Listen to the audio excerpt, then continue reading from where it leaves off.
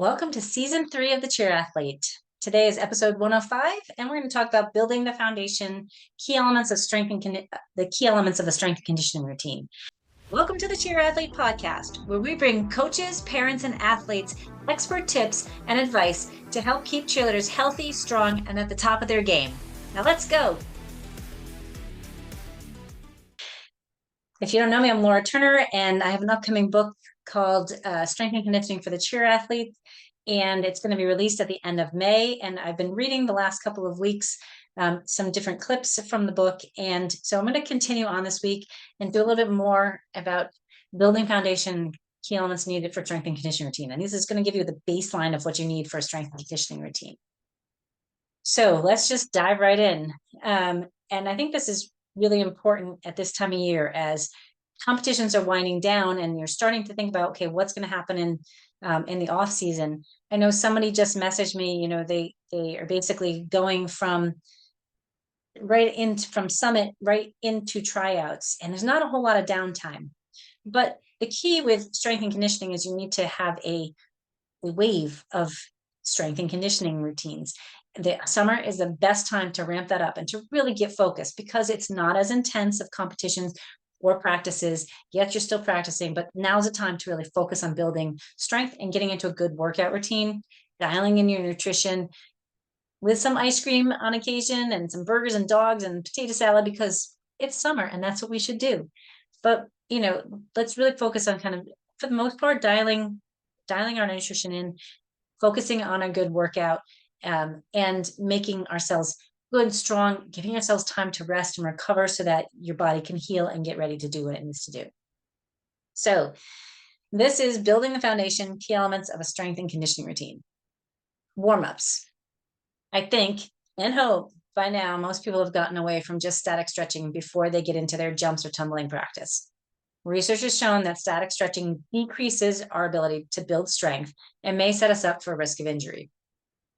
This doesn't mean that we don't do static stretching ever, but before a workout or weight training session, we need to do more of a dynamic warm-up to prep our joints, muscles, and other structures for the activity we're about to do. And this includes practice. I recommend static stretching first before anything, such as straddle stretches, hip flexors, and splits, and then transition into your dynamic warm-up. Potentially, if you're going to foam roll, you might do some foam rolling and then static stretch, but then you got to actually get into your dynamic warm-up where you're going to loosen the muscles up. This gets the blood flow going, starts to incorporate stability along with mobility. I start all warm-ups with a breathing exercise to not only help improve focus before practice, but it also is a baseline core activation exercise. Once you've connected with your breath, working on improving flexibility of the muscles that you'll be using is important. In cheer, we benefit from warming up the hamstrings, the adductors, and the hip flexors. Some exercises I like to do are bridges to help activate your glutes, a dead bug exercise with your legs out straight so that you're activating your hamstrings and your core. And then transition maybe to lying on your stomach for a trunk extension, where again, I'll do a little bit more breathing, some head nods to get your neck warmed up, where you go up and down and side to side. And then onto your hands and knees and do some rocking with the knees apart, followed by a frog stretch. Crawling, inchworms, the world's greatest stretch, which includes stretching your hamstrings, hip rotators, hip flexors, and spine, are all excellent ways to increase the heart rate, loosen muscles, and activate the core. In half kneeling, we can warm up the ankles, the hip flexors, the glutes. Finish up in standing, where we can further work on ankle and hip mobility while creating stability in the knees and core. Through each phase of training, our athletes can be aware of their body position by teaching them to move through full ranges of motion without pain, and then finding a neutral position that they can maintain and help improve proprioceptive responses, proprioceptive awareness. This is key for any injury prevention or return to sport routine. A warm-up shouldn't take more than 10 minutes once everyone knows the routine. Next, we get into strength, agility, and balance. I hear females shy away from doing any kind of resistance and strength work because they're afraid of getting big muscles. However, it's important to build strength in order to prevent injury. If our joints and muscles move and work the way they are meant to, we can adapt to different stresses on the body, such as catching and landing cradles, holding a person overhead, flipping and twisting, or creating power. You know, all the things a cheerleader does. There's 7 normal movement patterns that are essential for strengthening. Core, both front and back, a squat, which is knee dominant, a deadlift, hip dominant, a push, push up or an overhead press, a pull, row or a pull up, a lunge, and a carry. Carries are farmer carries, suitcase carries, overhead and rack carries, which involve carrying a weight in different positions. I like to incorporate both double leg and single legs, and leg and arm exercises into each workout routine that I create because it challenges your body in a little different way and it will help with balance throughout the body. It's also important to do the exercises in different planes of movement. A side lunge is a side lunge versus a rotational lunge versus a front lunge, etc.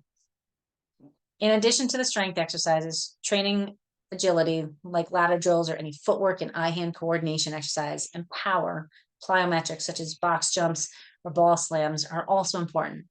This will help build stamina and strength for all aspects of a cheer routine. Strength work should be done 3 to 5 times per week, alternating what you do each workout. I encourage a whole body workout 3 times a week during the off season. Preseason and during season, training would vary because of the stressors on the body will be different, but it's still important to maintain strength training throughout the whole full year. If you do 3 to 4 sets of each of the above exercises and you superset them, the workout will flow nicely. A full workout, including warm up, conditioning, and cool down, might take you 60 minutes. But on days when you're really short on time, take 5 minutes to warm up, 10 minutes to circuit through the 7 exercises as many times as possible, and 5 minutes to stretch at the end. Conditioning and cardiovascular. Cardiovascular activity is important in any healthy workout routine. I can still remember the first time running the competition workout full out, or competition routine full out. I was so out of breath, it felt like forever before I was ready to do it again. The efficiency of our cardiovascular system determines how healthy our heart is. It's key to building stamina and endurance for our daily life. In cheer, we need to be able to do 2 minutes and 30 seconds of full out hardcore intensity work, high intensity work. Training at high intensity is most important during the off season. This is a time to do interval training with a heart rate about 85 to 90% of your max. This will train your heart to work efficiently and effectively and will carry over into the season when done 2 or 3 times a week for 10 to 15 minutes. After a strength workout is easy to incorporate. During a strength routine, as noted above, doing a strength routine, as noted above, will also help build overall endurance at a lower intensity, which will help with the longer practice times. High intensity workouts may include kettlebell swings paired with planks, burpees paired with mountain climbers, jumping rope, or sprinting. You would do varying intervals, 30 seconds on of work, 30-second rest, 45-second work, 15-second rest, 2-minute work, 1-minute rest, 20-second work, 10-minute rest. For strength work, it's important to be consistent for about 4 to 6 weeks with one routine while you build up your weight through that time. With cardiovascular conditioning, it's okay to mix it up. You can change what you're doing every workout as long as you get your heart rate up into your target zone. Lower intensity work at a 65 to 80% of your max heart rate, such as like taking a walk, that can be done every day. That should be more chill, but you're still working your heart. Taking the time to build cardiovascular endurance throughout the year will not only have a positive impact on the team's performance, but it will leave lasting effects as cheerleaders move on into non-cheer life. So that's the chapter on building a good strength routine and strength and conditioning routine. As you can see, the key components there are a good warm-up, strength work, and then cardiovascular. Now you can make a case for stretching after your workout again. So when everything is done, go ahead and stretch those hamstrings, those hip flexors, the gastrocs, the calf muscles, and your hip rotators. We used to, in our cheer team, we used to say, yes, it's time to, hey, but what? it's time to stretch your butt. I don't remember it. That's pretty bad. It was a repetitive saying on 19 whenever we would go to stretch and do like a figure four stretch for the outer part of your hip. That will help a lot with jumps. But again, that static stretching where you're holding for 30 seconds, that's going to be at the end of your workout. So it takes everything to put it all together, and it takes consistency through the year. You have to be consistent with it. The frequency in the summertime should be more, and it should be more intense. In the fall, it's gonna be a little less intense. And then from the winter into spring, where competitions are, if you're starting like October through May, you're higher intensity, you're really doing the routines full out. Maybe you're not going to do conditioning so much because that's going to happen in practice, but you still need to work your strength, ideally twice a week. And maybe it's a 20-minute workout because you don't have that much time. Maybe it's before your kids go to school or after a practice. Don't ever have your kids do a strength and conditioning workout before you're going to get in and jump and tumble and build pyramids and stunt, because they're just going to be exhausted. And I think that's when you set them up for injury. There's a lot of ways to work a strength and conditioning routine. I talked about the 7 basic exercises that should be included into a workout routine. There's a ton mentioned, a bunch of warm-ups and cool downs. Like, there's no right answer for this is the one exercise that you should do. I think squats and deadlifts are really important for cheerleaders, and they'll help with a whole host of things, but they're not the one exercise, and loading just that and just doing that isn't going to help train your body. You have to move in different planes. So that's why it's important to change it up every 4 to 6 weeks. So you kind of create that stimulus to help keep your athletes building strength. Little kids don't need to be standing under a bar and doing, their PRs for a snatch or a clean. When we didn't talk about those are more Olympic lifting exercises.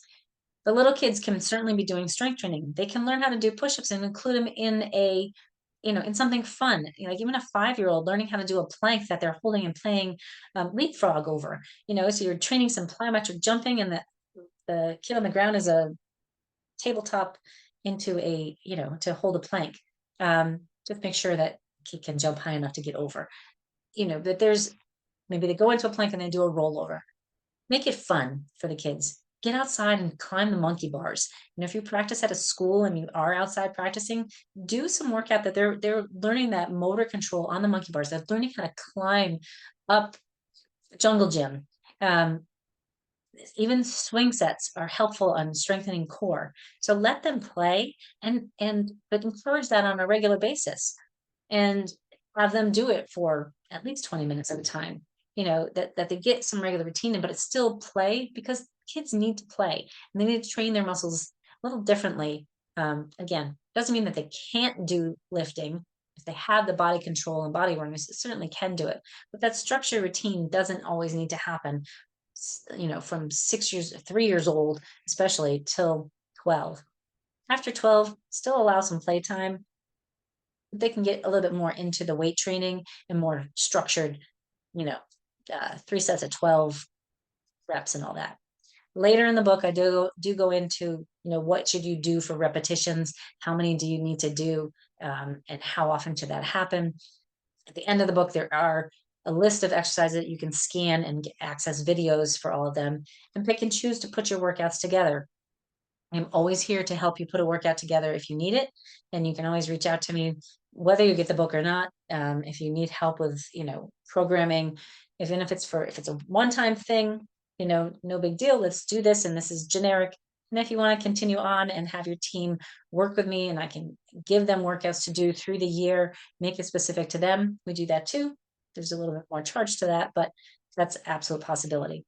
My goal is to teach you, parents and coaches and cheerleaders, how to make strength and conditioning a regular part of your routine so that you reduce your injuries and you improve your performance throughout your cheer career. So that wraps up the first episode of season 3. I hope you have a great week. I look forward to talking to you soon as you are taking your 1 week off. If this is after summit, or you're just rolling into this whenever you're listening, or you're rolling into tryouts, take a breath, enjoy, relax, and know that you're going to work hard through the summer and Make this the best one yet. Have a great week. Don't forget, when in doubt, breathe out. Take life one step at a time. You can do anything you put your mind to. And as my friend Drew Kelleher used to say, you're responsible for your own vibes. So go get the day.